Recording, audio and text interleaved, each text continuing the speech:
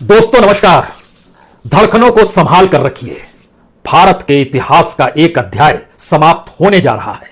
हालांकि इस अध्याय के भीतर सिर्फ सवाल हैं। ये सवाल इस देश की संसद को लेकर हैं। ये सवाल इस देश की सुप्रीम कोर्ट को लेकर हैं। ये सवाल इस देश के मीडिया और उसकी बौद्धिकता को लेकर हैं।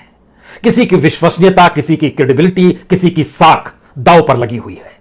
और दांव पर भी लगाने वाली परिस्थितियों ने इस देश के लोकतंत्र से ही कुछ ऐसे तत्वों को छेड़ा है जो शायद एक अध्याय की समाप्ति की दिशा में बढ़ चुका है। इस देश में हाशिए पर जिन्हें ढकेला गया, जो खुद को हाशिए पर मानते हुए आस और उम्मीद खो चुके हैं, जो ये मानते रहे कि शायद उन्हें नागरिकों की श्रेणी में भी रखा जाता है या नहीं, उनके जो मौलिक अधिकार है इस संविधान द्वारा मिले हुए हैं, उसकी भी चिंता इस देश में कानून के राज को है या नहीं है, या फिर कानून का राज भी अपने तरीके से इस देश में सत्ता परिभाषित कर रही है। ये सारे सवाल इस वक्त बड़े छोटे लग रहे हैं, लेकिन यह कल्पना के परे है कि इस देश के भीतर में बीते एक बरस से जिस जिस तरह के इंटेलेक्चुअलिज्म, जिस जिस तरह की बौद्धिकता, जिस जिस तरह की ज़रा और जिस जिस तरीके से बहस और मुहासिब संसद में हुई और सुप्रीम कोर्ट में भी जब चर्चा हुई और मीडिया के जरिए भी जब मुद्दों को उछाला गया, तो इस देश की अर्थव्यवस्था को लेकर कुछ सवाल थे। सबको पता था कि भारत की आर्थिक परिस्थितियां डावाडोल हो चली है। ऐसे में बार बार अलग अलग तरीके से अर्थव्यवस्था में सुधार के नाम पर सिक्के उछाले गए।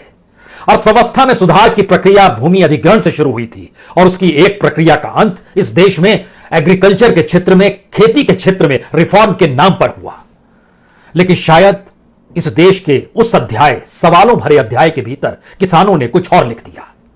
उन बातों का जिक्र कर दिया जिन बातों का जिक्र एक बरस पहले कोई सोच नहीं सकता था। जरा कल्पना कीजिए, जो जज कृषि कानूनों को लेकर उसके हक में बीते एक बरस से तर्क गढ़ते रहे, इस देश के जितने बड़े मीडिया हाउस हैं उनमें बैठे हुए संपादक हो या फिर स्क्रीन पर बैठे हुए एंकर हो या फिर उसके पीछे जो इंटेलेक्चुअल क्लास जो अपने आप को मीडिया के भीतर मानते हैं, या फिर मीडिया बायरन जो मीडिया को संभाले हुए तबका है, उसमें एक कॉर्पोरेट का हिस्सा भी है और बड़ा हिस्सा है।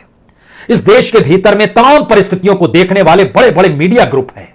लेकिन क्या किसी ने भी सोचा कि एक बरस तक जिस पक्ष में वह तर्क गढ़ते रहे, अब उन्हें उन्हीं पक्ष के गढ़े हुए शब्दों से हटकर उसके विरोध के शब्दों को अपनाना होगा? और क्या इस देश के भीतर में लोगों के आंख कान बंद हो चले हैं जो इन बातों को नहीं जानते हैं? क्या एक ऐसी परिस्थिति देश में आ गई है जहां पर राजनीतिक सत्ता जब कोई ऐलान कर दे तो उसके पक्ष में इस देश की बौद्धिकता जाग जाती है?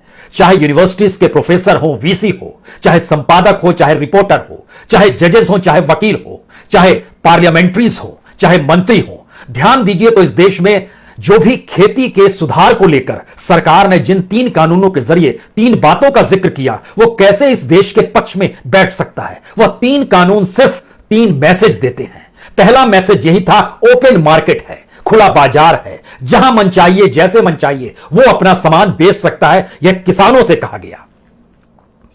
दूसरा मैसेज दूसरे कानून के तहत था कि अब इस देश के भीतर में कॉन्ट्रैक्ट फार्मिंग भी हो सकती है, यानी जिसे फसल खरीदनी है वो फसल की उपज से पहले बतला दे। वह चाहता है कि उसकी जमीन में यही फसल हो और कीमत पहले से तय हो जाए।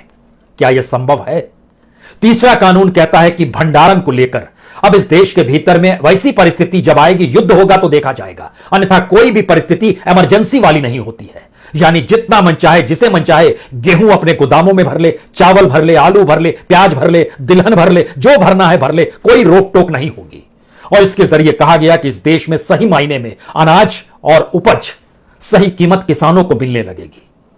और ध्यान दीजिए, इन दौर में चाहे इस देश के तमाम जजेस हों, चाहे पार्लियामेंट के भीतर बैठे हुए बहुमत वाली पॉलिटिकल पार्टी के सांसद हों, उनके अपने कृषि मंत्री नरेंद्र तोमर ही क्यों ना हो, या फिर इस देश के तमाम मीडिया हाउस जहां पर आपको लगता है कि बौद्धिकता वहां पर शरण लिए हुए है और उनके लिखे हुए शब्द या स्क्रीन पर बोले हुए शब्द शायद ऐसे कटाक्ष पैदा करते हैं जो हर किसी को मानना पड़ेगा क्योंकि वह मीडिया है, वह फोर्थ स्टेट है। लेकिन बीते एक बरस से इस देश की राजनीतिक सत्ता द्वारा लिए गए 3 कानूनों के निर्णय को लेकर जो कुछ भी कहा गया, उसके पक्ष में जो कुछ भी गढ़ा गया, एक अचानक प्रधानमंत्री उठे और उन्होंने गुरु पर्व के मौके पर जब इन 3 कानूनों को वापस लेने का ऐलान कर दिया, तो क्या हम और आप सिर्फ बुझे हुए चेहरों को देखें? क्या हम यह जानने की कोशिश करें कि मीडिया के भीतर, उस मेन स्ट्रीम मीडिया के भीतर एक उदासी छा गई है जो सवाल कर रही है कि आने वाले वक्त में आप आर्टिकल 370 को लेकर भी तो इस तरीके से माफी नहीं मांगोगे, या कोई कह रहा है आप जीएसटी को इस तरीके से वापस तो नहीं करोगे, या कोई कह रहा है आप डिमोनेटाइजेशन को लेकर भी माफी तो नहीं मांगोगे। सवाल यह नहीं है। सवाल है कोई भी देश एक प्रधानमंत्री के भरोसे नहीं चलता है। प्रधानमंत्री एक पद होता है जिसके पास संवैधानिक पावर होते हैं। इस देश के लोग सांसदों को चुनते हैं, वो सांसद मिलकर अपने नेता को चुनते हैं। जो राज्यों में मुख्यमंत्री होते हैं, एमएलए जो चुने जाते हैं, और यहां पर सांसद चुने जाते हैं, तो वो प्रधानमंत्री होते हैं। कुछ राज्य और देश के भीतर में और भारत के भीतर भी पहले से ऐलान हो जाता है यही हमारा शख्स प्रधानमंत्री है। जब वही शख्स प्रधानमंत्री है और उसी के नाम पर वोट हर किसी को मिल रहे हैं, तो फिर बीजेपी के भीतर से आवाजें क्यों उठने लगी कि दरअसल जो प्रधानमंत्री ने कहा और जो किया तब गलत था, कुछ ने कहा अब गलत है।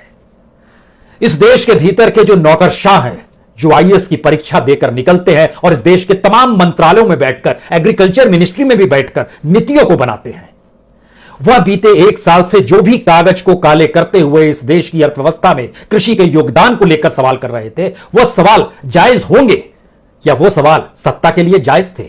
इन दोनों परिस्थितियों के बीच में हमने ना किसान का नाम लिया, ना इस देश की जनता का नाम लिया, ना देश का नाम लिया।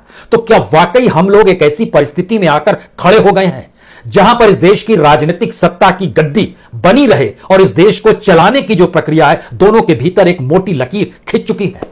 यह भी एक सवाल है।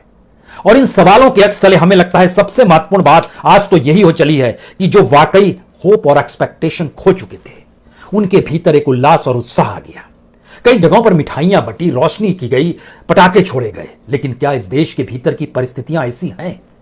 और जब इस बात का जिक्र प्रधानमंत्री ने खुद ने किया कि अब आप अपने घर लौट जाइए, जो लोग घरों में हैं वो देख पा रहे हैं उनके घरों के भीतर कितना अंधेरा है।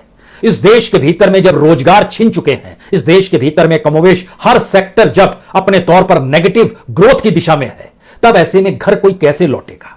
और अगर घर लौटने की प्रक्रिया का जिक्र प्रधानमंत्री कर रहे हैं, तो ऐसे में क्या अब इस देश के संपादक, इस देश के जजेस, इस देश के पार्लियामेंट्रीज ये सवाल उठा पाएंगे, कह पाएंगे कि इस देश में तमाम सेक्टर्स को लेकर जितना बड़ा अंधियारा था, उसमें किसान आंदोलन ने एक रोशनी दिखला दी?